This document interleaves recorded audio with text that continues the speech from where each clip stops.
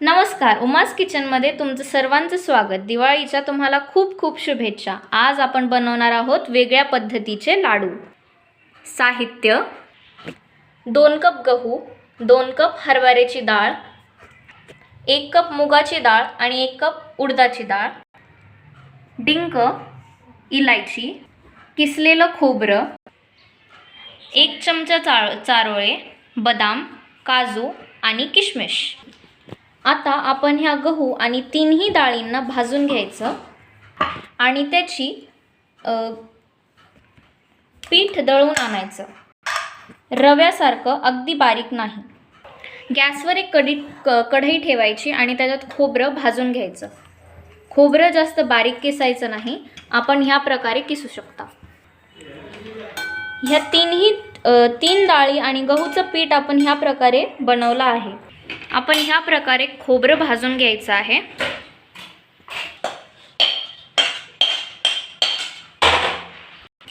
आता आपण डिंक तळून घेऊया।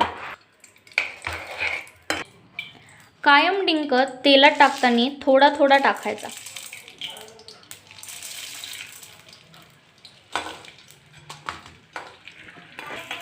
डिंक ह्या प्रकारे तळून घेतला आहे।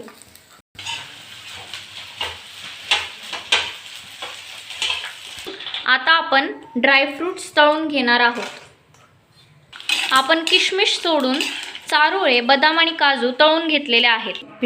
आता याच्यात थोडं थोडं तूप टाकून पीठ भाजून घ्यायचंय व्यवस्थित।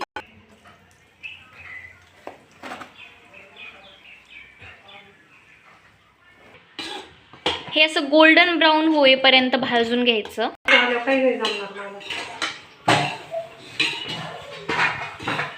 आता इथे आपण पीठ भाजून घेतलेलं आहे। आता याला आपण थंड करून घ्यायचं। तोपर्यंत आपण जो आपण डिंक तळून घेतलाय त्याला आपण मिक्सरमध्ये बारीक करून घ्यायचा। आता आपण विलायची पण बारीक करून घेऊया। बदाम आणि काजू ही बारीक चिरून घ्यायचे किंवा ग्राइंड पण करू शकता। आता आपण जेवढं पीठ घेतलंय तेवढीच आपण साखर बारीक करून टाकायची आहे, म्हणजे पिठी साखर करायची आहे। आता हा डिंक पण आपण बारीक करून घ्यायचा आहे। आता हा आपण डिंक बारीक करून घेणार आहोत। आता इथे आपले सर्व पदार्थ तयार आहेत। आता यांना आपण एकजीव करून घेऊया। सर्वात प्रथम आपण इथे विलायची बारीक करून घेतली आहे। हे ड्रायफ्रूट्स आहेत। इथे आपण काजू आणि बदाम बारीक करून घेतले आहेत। इथे आपण डिंक बारीक करून घेतला आहे। ही पिठी साखर, ह्या जो मेन आपला हे जे मेन आपलं प्रीमिक्स आहे ते, आणि खोबरं। हे खोबरं असं हाताने बारीक करून घ्यायचं आहे, कारण की ते एकदम कुरकुरीत आणि कडक पाहिजे। आता हे आपण मिक्स करून घेणार आहेत। हे असं मिक्स करून घ्यायचं। त्यानंतर आपण भाजलेलं पीठ टाकायचं।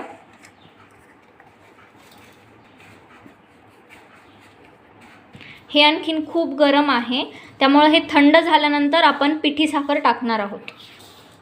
हे असं मिक्स करायचं। आता याच्यात आपण 1 वाटी गरम तूप टाकलेलं आहे। आता याच्यात आपण पिठी साखर टाकणार आहोत।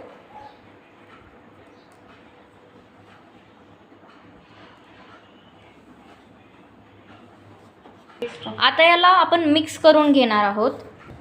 ही अशी साखर सर्व ठिकाणी लावून घ्यायची। आता हे पीठ बांधून घेतल्यावर आपले लाडू तयार।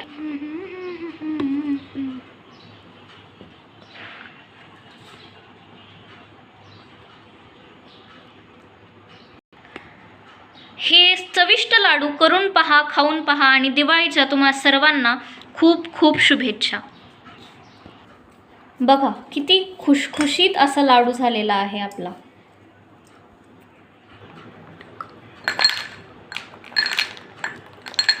धन्यवाद।